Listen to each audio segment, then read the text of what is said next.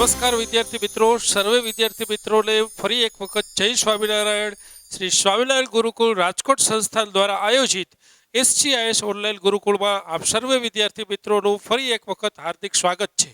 વિદ્યાર્થી મિત્રો, આપણે છેલ્લા 2 લેક્ચર્સથી ખૂબ જ રસપ્રદ પ્રયોગો વિશેનો અભ્યાસ કરી રહ્યા છીએ. સૌ પ્રથમ આપણે ગ્રિફિથના પ્રયોગનો અભ્યાસ કરી ચૂક્યા અને ગયા લેક્ચર્સમાં આપણે હર્ષી અને ચેઝના પ્રયોગનો અભ્યાસ કર્યો. આજે આપણે એ પ્રકરણને આગળ વધારીએ છીએ અને આજનું આપણું ટાઇટલ છે DNA જલીલ દ્રવ્ય છે. એટલે કે મેં તમને જેમ ગયા લેક્ચર્સમાં છેલ્લે અંતિમ ભાગમાં એક સરસ મજાની વાત કરેલી હતી કે આજે આપણે એક મેચ રમવાનો છે. એ મેચમાં DNA વર્સિસ RNA ની વાત કરવાની છે. એટલે કે આ મેચમાં જે સ્પર્ધા છે એ સ્પર્ધા શેના માટેની છે? અહીં આ મેચમાં જે સ્પર્ધા છે એ સ્પર્ધા છે કે પ્રભાવી જલીલ દ્રવ્ય કયું છે? અને આપણી પાસે ઓપ્શન છે DNA કે RNA. બંનેમાંથી જલીલ દ્રવ્ય તરીકેની વધુ ગુણવત્તા ધરાવતું અને વધુ ઉત્કૃષ્ટ જલીલ દ્રવ્ય કયું છે? એટલે કે મોટા ભાગના સજીવોમાં જલીલ દ્રવ્ય તરીકે શું આવેલું હોય છે? DNA આવેલું હોય છે કે RNA આવેલું હોય છે? તેના વિશેની સ્પર્ધા આપણે આ ટોપિક્સની અંદર ચર્ચા કરવાની છે. હવે જ્યારે કોઈ પણ સ્પર્ધાને એક નૈતિક રીતે, એક તટસ્થ રીતે મૂલ્યાંકન કરવાની હોય ત્યારે એ મૂલ્યાંકન કરવું થોડુંક અઘરું પડે છે. માટે હવે જલીલ દ્રવ્ય તરીકે પ્રભાવી કોણ છે, DNA છે કે RNA છે, એ સાબિત કરતા પહેલા સૌ પ્રથમ આપણે એ સમજવાનો પ્રયત્ન કરીએ કે કોઈ પણ લાક્ષણિક અથવા તો એવું કહી શકાય આદર્શ જલીલ દ્રવ્ય ના ગુણધર્મો શું હોવા જોઈએ અથવા તો લાક્ષણિકતા શું હોવી જોઈએ? હવે DNA છે કે RNA એ પછી સાબિત કરશું. પહેલા આપણે એ ભણીએ કે કોઈ પણ ઘટકને જો જલીલ દ્રવ્ય તરીકે વર્તવું હોય તો આ જલીલ દ્રવ્યમાં સૌથી આદર્શ ગુણધર્મો કયા હોવા જોઈએ. જેમ કે તમારા ક્લાસરૂમની અંદર સૌથી શ્રેષ્ઠ વિદ્યાર્થી કોણ છે એ મારે જાણવું હોય તો સૌથી પહેલા કયો વિદ્યાર્થી શ્રેષ્ઠ છે એ સાબિત કરતા પહેલા, એ જાણતા પહેલા મને એ ખ્યાલ હોવો જોઈએ કે કોઈ પણ વિદ્યાર્થીમાં શ્રેષ્ઠ વિદ્યાર્થી તરીકેની કઈ કઈ લાક્ષણિકતાઓ હોવી જોઈએ. એ વિદ્યાર્થી નિયમિત રીતે ભગવાનનું ભજન કરતો હોવો જોઈએ, એ વિદ્યાર્થી નિયમિત રીતે પ્રાર્થના કરતો હોવો જોઈએ, એ વિદ્યાર્થી તેના અભ્યાસમાં સંપૂર્ણ રીતે મન પોરવી અને અભ્યાસ કરતો હોવો જોઈએ, એ વિદ્યાર્થીઓ તેમના ગુરુજનો પ્રત્યે ખૂબ જ આદરભાવ વ્યક્ત કરતો હોવો જોઈએ.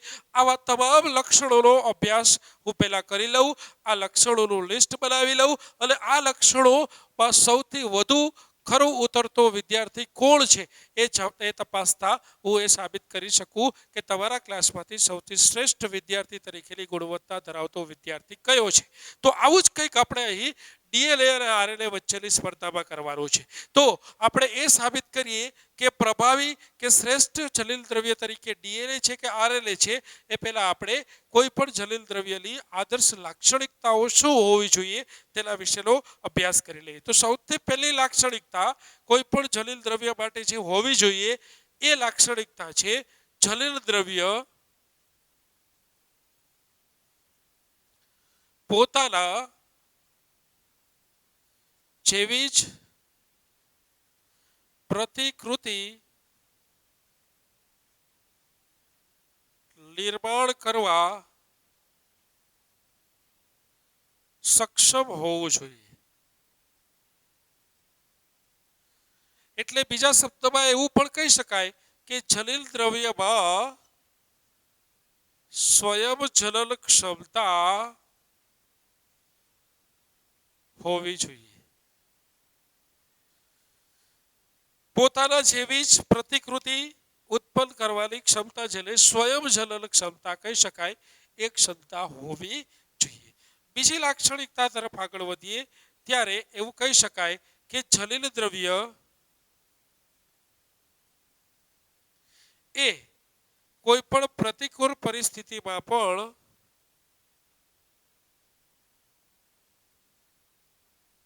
પરિસ્થિતિ સામે સ્થિર અને સ્થાયી હોવું જોઈએ.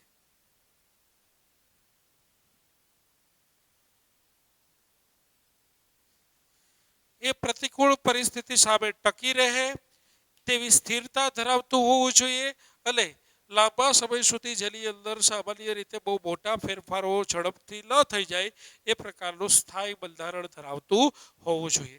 ત્રીજી લાક્ષણિકતા આપણે જોઈ શકીએ કે જલીલ દ્રવ્ય યોગ્ય દરથી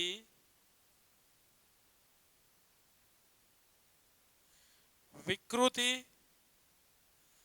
તથા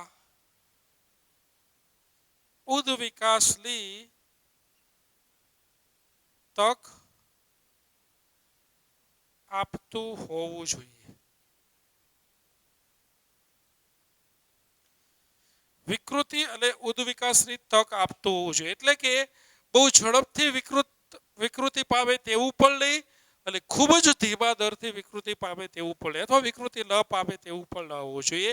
તેની અંદર ક્રમશઃ ધીમી ગતિથી યોગ્ય ફેરફારો થતા જાય અને એ સતત ઉદ્વિકાસ અનુભવે અને એ ઉદ્વિકાસ દ્વારા એ નવી જાતિઓના નિર્માણ માટે જવાબદાર બને એ પ્રકારનું જલીલ દ્રવ્ય હોવું જોઈએ. અને છેલ્લી લાક્ષણિકતા આદર્શ જલીલ દ્રવ્ય તરીકેની એ હોવી જોઈએ કે જલીલ દ્રવ્ય છે એ મેન્ડેલિયન સિદ્ધાંતોને અનુસરવું જોઈએ.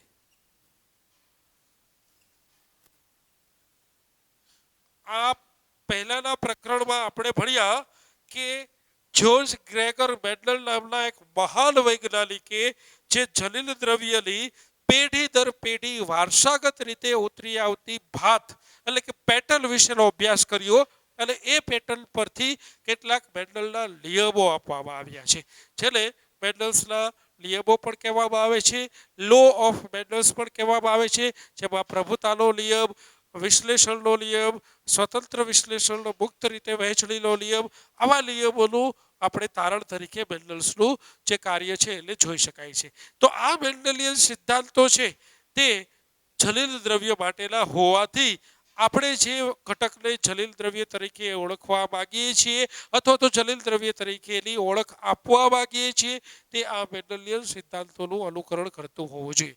હવે આ ચાર લાક્ષણિકતાઓ જે ઘટક ધરાવે છે એ ઘટકને આપણે આદર્શ જલીલ દ્રવ્ય તરીકે ઓળખી શકીએ. તો આ ચારેય લાક્ષણિકતાઓને આપણે ડીએનએ અને આરએનએ બંને વિશે તપાસીએ તો ખ્યાલ આવશે કે કેટલા પોઈન્ટ્સ કયા ઘટકને મળે છે. સૌપ્રથમ આપણે તપાસ કરીએ છીએ કે ડીએનએમાં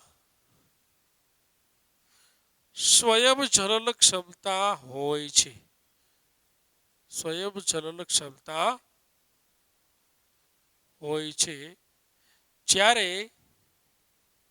આરએનએ પોતાની જાતે સ્વતંત્ર રીતે પોતાના જેવી જ પ્રતિકૃતિનું નિર્માણ કરી શકતું નથી. તો આ પ્રથમ પોઈન્ટ્સ ઉપરથી એટલો આપણને ખ્યાલ આવે વિદ્યાર્થી મિત્રો કે અહીં ડીએનએમાં સ્વયં જનન ક્ષમતા હાજર એટલે કે ડીએનએ સ્વયં જનન પામી શકે છે જ્યારે અહીં આરએનએમાં સ્વયં જનન ક્ષમતા ગેરહાજર. તો આ પ્રથમ પોઈન્ટ્સ પ્રમાણે ડીએનએ વધારે પ્રભાવી બન્યું કારણ કે આરએનએમાં સ્વયં જનન ક્ષમતા હોતી નથી. હવે બીજા પોઈન્ટ્સ વિશે ચર્ચા કરીએ મિત્રો. ગ્રિફિથના પ્રયોગમાં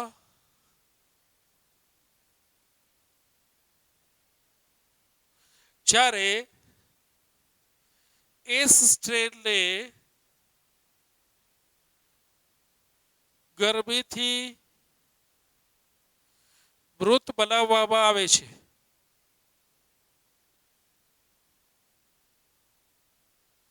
ત્યારે આપણે ભણી ગયા કે બેક્ટેરિયા મૃત બની જાય છે, એ ચોક્કસ રીતે સંપૂર્ણ સત્ય છે. પરંતુ અહીં ડીએનએ ગરમી સામે સ્થિર રહે છે.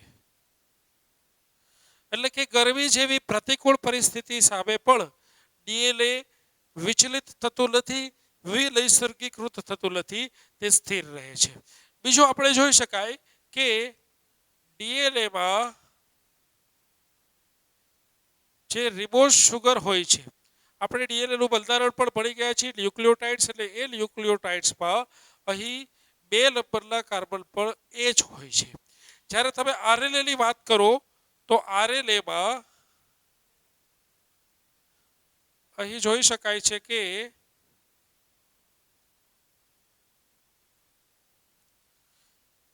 રિબોઝ શર્કરામાં એચ ના બદલે અહીં જોવા મળે છે ઓએચ.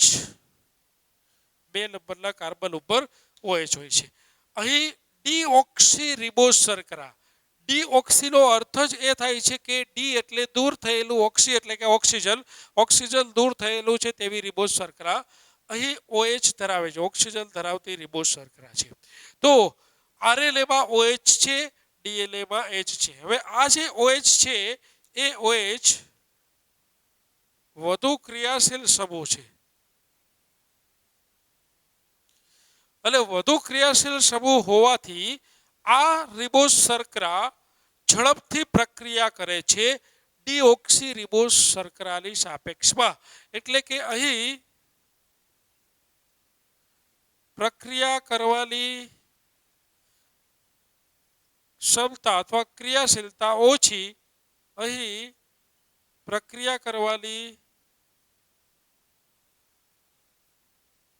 ક્રિયાશીલતા વધુ.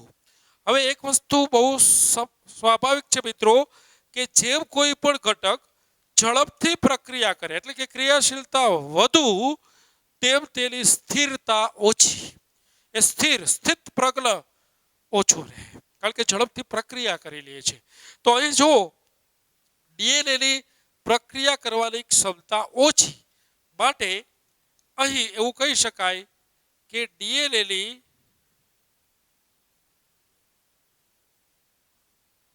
સ્થિરતા વધુ. પ્રક્રિયા કરવાની ક્ષમતા ઓછી, માટે એ લાંબા સમય સુધી સ્થિર રહે છે.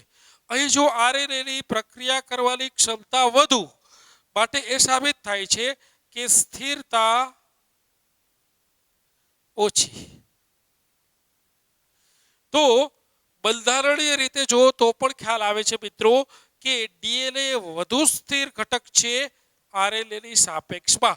આરએનએની સ્થિરતા ઓછી છે, ડીએનએની સ્થિરતા વધુ છે. હજી એક સાબિતી આપીએ કે ડીએનએમાં યુરેસિલના જગ્યાએ, યુરેસિલના સ્થાને થાઇમિન હોય છે. અને ડીએનએમાં યુરેસિલના સ્થાને થાઇમિન હોય છે, એટલે કે આરએનએમાં યુરેસિલ હોય, ડીએનએમાં થાઇમિન હોવાથી ડીએનએને વધુ સ્થિરતા મળે છે.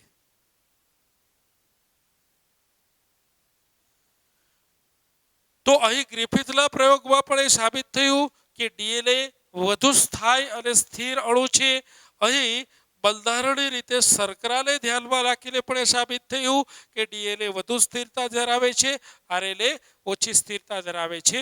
અહીં યુરેસિલ સ્થાન પર થાઇમિન હોવાથી પણ એ સાબિત થાય છે કે ડીએનએ વધુ સ્થિરતા ધરાવે છે. અને છેલ્લી વાત મિત્રો, કે ડીએનએ મોટા ભાગે ડબલ સ્ટ્રેન્ડેડ હોય છે, એટલે કે બેવડી કુલતલમય રચના ધરાવે છે. જ્યારે આરએનએ છે એ મોટા ભાગે એકકીય શૃંખલામય હોય છે, એટલે કે સિંગલ સ્ટ્રેન્ડેડ હોય છે. માટે ડબલ સ્ટ્રેન્ડેડ હોવાથી બેવડી કુલતલમય રચના હોવાથી ડીએનએની સ્થિરતા વધુ, એક જ શૃંખલામય રચના હોવાથી આરએનએની શૃંખલા ઓછી. સ્વાભાવિક છે કે એક જ દોરો લ્યો તો એ ઓછો મજબૂત હોય, પણ બે દોરાને વળીને ખોલતીને બનાવવામાં આવે તો એ દોરો વધુ મજબૂત બને છે. તો આ બધા જ મુદ્દાઓ પરથી આપણે છેલ્લે એ સાબિત કર્યું કે ડીએનએ વધુ સ્થિર અને સ્થાયી અણુ છે આરએનએની સાપેક્ષમાં. અહીંયા પહેલા મુદ્દામાં એ સાબિત કર્યું કે ડીએનએ સ્વયંજનન ક્ષમતા ધરાવે છે. તો જો અહીં પહેલી લાક્ષણિકતામાં પણ કોનો વિલ થાય છે? ડીએનએ વિલ થાય છે, સ્વયંજનન ક્ષમતા છે, આરએનએમાં નથી.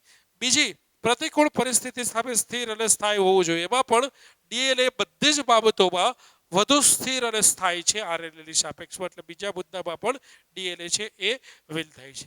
ત્રીજી વાત કરીએ તો જલીલ દ્રવ્ય તરીકે જે ઘટક વર્તે છે એ ઘટક વિકૃતિ માટેની તક પૂરી પાડવી જોઈએ અને ઉદ્વિકાસની તક પૂરું પાડતું હોવું જોઈએ. તો અહીં પણ ડીએનએ એ ઉદ્વિકાસ માટેની તક પૂરી પાડે છે અને ઉદ્વિકાસ માટે એ એક જવાબદાર ઘટક તરીકે વર્તે છે. જ્યારે આરએનએ કોઈ વિકૃતિ દર ખૂબ વધારે હોય છે જે ઉદ્વિકાસને માટે સાનુકૂળ પરિસ્થિતિ ન કહી શકાય, માટે આરએનએ ઉદ્વિકાસની તક પૂરી પાડતું નથી. છેલ્લો અને ચોથો મુદ્દો છે એ ચોથા મુદ્દામાં મેન્ડેલના જે કંઈ પણ સિદ્ધાંતો છે, મેન્ડેલિયન નિયમો છે, એ નિયમોને ડીએનએ અનુસરે છે. એ નિયમો ડીએનએ માટે એપ્લિકેબલ છે એવું કહી શકાય, પરંતુ આરએનએ માટે એપ્લિકેબલ નથી એવું ચોક્કસ રીતે કહી શકાય છે. તો અહીં આ ચારે ચાર આદર્શ લાક્ષણિકતાઓમાં ડીએનએ વધુ ઉત્કૃષ્ટ માહિતી ધરાવતું જલીલ દ્રવ્ય છે સાબિત થાય છે. આરએનએ એ ઓછું ઉત્કૃષ્ટ માહિતી ધરાવતું જલીલ દ્રવ્ય છે એ સાબિત થાય છે. તો અહીં જોઈ શકાય છે મિત્રો કે આ ચારે ચાર મુદ્દાઓમાં ડીએનએ પ્રભાવી જલીલ દ્રવ્ય છે એ સાબિત થાય છે. હવે એક મુદ્દાની એવી પણ ચર્ચા કરીએ કે જે મુદ્દામાં ડીએનએ કરતા આરએનએ ચડિયાતો છે. હવે એ મુદ્દો શું છે એ પણ જોઈએ કે એ મુદ્દામાં ડીએનએ કરતા આરએનએ વધુ પ્રભાવી છે, વધુ ચડિયાતું છે એવું કહી શકાય. એ શું છે? એ મુદ્દો એવો છે મિત્રો કે પ્રોટીનની અભિવ્યક્તિ માટે અથવા તો પ્રોટીન સ્વરૂપે અભિવ્યક્તિ માટે ડીએનએ આરએનએ પર આધારિત રહેવું પડે છે. ડીએનએ આરએનએ પર આધારિત રહેવું પડે છે. જ્યારે આરએનએ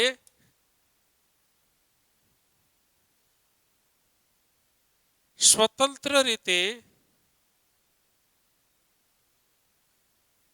પ્રોટીન સ્વરૂપની અભિવ્યક્તિ કરી શકે છે. તો અહીં આ મુદ્દો શું કહે છે મિત્રો? બરાબર સમજો કે માની લ્યો કે આ ડીએનએ છે. જ્યારે આ ડીએનએમાં રહેલા જલીલને કે ડીએનએ સ્વરૂપે રહેલા જલીલને પ્રોટીન સ્વરૂપે અભિવ્યક્ત થવું હોય ત્યારે આ ડીએનએમાંથી સૌપ્રથમ એમઆરએનએ બને છે, જેને આપણે પ્રત્યાગનની પ્રક્રિયા કહીએ છીએ, અને એ એમઆરએનએમાંથી શું બને છે?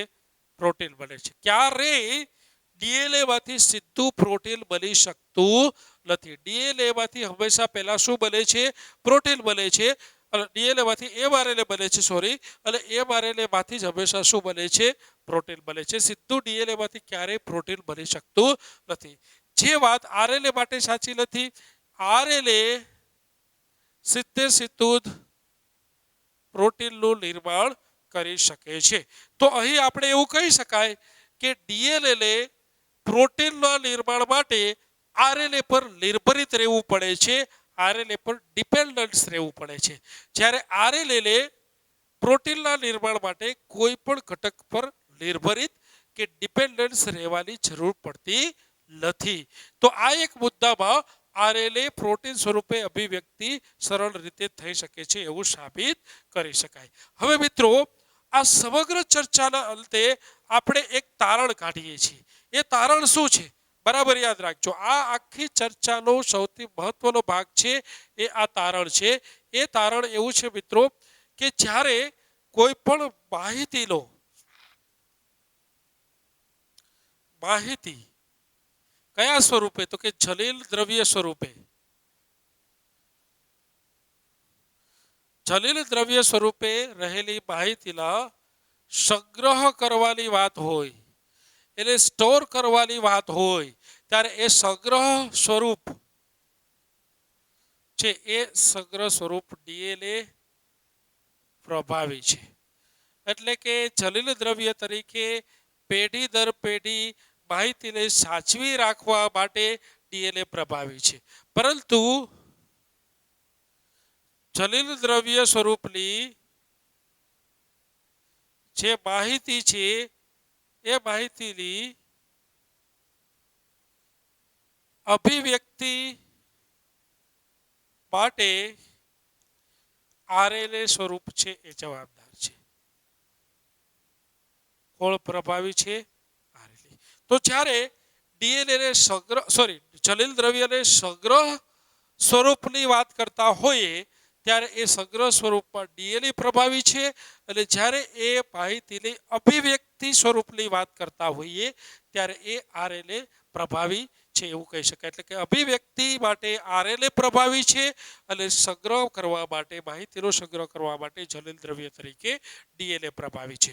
તો આ વાત છે મિત્રો ડીએનએ જલીલ દ્રવ્ય છે તેના વિશેની. આ આખી સમગ્ર ચર્ચામાં આપણે શું ભણ્યા? ઝડપથી વિચારી લ્યો મિત્રો કે અહીં જે સ્પર્ધા છે એ ડીએનએ અને આરએનએ વચ્ચે છે. ઉત્કૃષ્ટ જલીલ દ્રવ્ય તરીકે ડીએનએ છે કે આરએનએ તેના વિશેની વાત છે. તો અહીં સૌ પ્રથમ આપણે કોઈ એક આદર્શ જલીલ દ્રવ્યની લાક્ષણિકતાઓ શું હોવી જોઈએ તેના વિશે ચર્ચા કરી. એ સ્વયંજનન ક્ષમતા ધરાવતું હોવું જોઈએ, એ બંધારણીય રીતે અને રાસાયણિક રીતે. અહીં આપણે એ શબ્દનો ઉપયોગ પણ કરી શકીએ કે રાસાયણિક રીતે અને બંધારણીય રીતે સ્થાયી અને સ્થિર હોવું જોઈએ. ત્રીજું, એ ઉદ્વિકાસની તક પૂરી પાડતું હોવું જોઈએ. અને ચોથું, મેન્ડેલિયન સિદ્ધાંતોને અનુસરતું હોવું જોઈએ. આ મુદ્દાઓની જ્યારે ડીએનએ અને આરએનએની સાપેક્ષમાં સરખામણી કરવામાં આવે ત્યારે સાબિત થાય છે કે ડીએનએ છે એ સ્વયંજનન કરી શકે છે, જ્યારે આરએનએમાં સ્વયંજનન થતું નથી. ગ્રિફિથના પ્રયોગમાં પણ એ સાબિત થયું કે જ્યારે હીટ કિલ્ડ ગરમીની પ્રક્રિયા આપવામાં આવે છે ત્યારે એ ગરમીની પ્રક્રિયાથી ડીએનએ બંધારણીય રીતે અને રાસાયણિક રીતે સ્થાયી રહે છે, સ્થિર રહે છે, જ્યારે આરએનએ રહી શકતું નથી. બંધારણમાં પણ જોઈ શકો છો કે ડીએનએમાં એચ છે, આરએનએમાં ઓએચ છે, 2 નંબરના કાર્બન પર રિબોઝ શર્કરામાં. માટે આની ક્રિયાશીલતા વધુ, આની ક્રિયાશીલતા ઓછી. ક્રિયાશીલતા ઓછી એમ સ્થિરતા વધુ, ક્રિયાશીલતા વધુ એમ સ્થિરતા ઓછી. માટે સાબિત થયું કે ડીએનએ વધુ સ્થિર અણુ છે આરએનએની સાપેક્ષમાં. ડીએનએમાં યુરેસિલના સ્થાન ઉપર આરએનએમાં જે યુરેસિલ હોય છે તેના સ્થાન પર થાઇમિન હોય છે, જે પણ ડીએનએને વધુ બંધારણીય સ્થિરતા આપે છે. ડીએનએ મોટા ભાગે બેવડી શૃંખલાબદ્ધ સ્વરૂપે જોવા મળે છે, આરએનએ મોટા ભાગે એક શૃંખલાબદ્ધ સ્વરૂપે જોવા મળે છે. એ પણ સાબિતી આપે છે કે ડીએનએ વધુ સ્થિર અને સ્થાયી અણુ છે. બીજું, ઉદ્વિકાસ માટે જે વિકૃતિ દરની જરૂરિયાત હોય છે એ વિકૃતિ દર ડીએનએમાં જોવા મળે છે, આરએનએમાં જોવા મળતો નથી. માટે એવું કહી શકાય કે ડીએનએ ઉદ્વિકાસની તક પૂરી પાડે છે, જ્યારે આરએનએ ઉદ્વિકાસની તક પૂરી પાડતું નથી. અને મેન્ડલના જે કંઈ પણ નિયમો છે, સિદ્ધાંતો છે, તે ડીએનએને લાગુ પડે છે, ડીએનએ સિદ્ધાંતોને અનુસરે છે, જ્યારે આરએનએ અનુસરતું નથી. તો આ તમામ મુદ્દા પરથી માહિતીના સંગ્રહ કરતા જલીલ દ્રવ્ય તરીકે ડીએનએ પ્રભાવી છે, આરએનએ છે એ ઓછું પ્રભાવી છે તેવું સાબિત થાય છે. પરંતુ એક મુદ્દો એવો છે કે જ્યારે કોઈ પણ જલીલની અભિવ્યક્તિ સ્વરૂપની વાત હોય ત્યારે ડીએનએ આરએનએ પર નિર્ભરિત રહેવું પડે છે પ્રોટીનની અભિવ્યક્તિ માટે, જ્યારે આરએનએ સ્વતંત્ર રીતે પ્રોટીનની અભિવ્યક્તિ કરી શકે છે. માટે અહીં છેલ્લે સારાંશના સ્વરૂપે આપણે સાબિત કર્યું કે જ્યારે માહિતીના સંગ્રહ સ્વરૂપની વાત હોય ત્યારે ડીએનએ પ્રભાવી જલીલ દ્રવ્ય તરીકે વર્તે છે, અને જ્યારે માહિતીની અભિવ્યક્તિ સ્વરૂપની વાત હોય ત્યારે આરએનએ પ્રભાવી જલીલ દ્રવ્ય તરીકે વર્તે છે. તો આ છે મિત્રો ડીએનએ જલીલ દ્રવ્ય છે તેના વિશેની વાત. નેક્સ્ટ લેક્ચર્સમાં આપણે એક ખૂબ જ સરસ મજાના નવા ટોપિક વિશે ચર્ચા કરીશું, અને એ ટોપિક છે આરએનએ વિશ્વ. ત્યાં સુધી દરેક વિદ્યાર્થી મિત્રોને જય સ્વામિનારાયણ.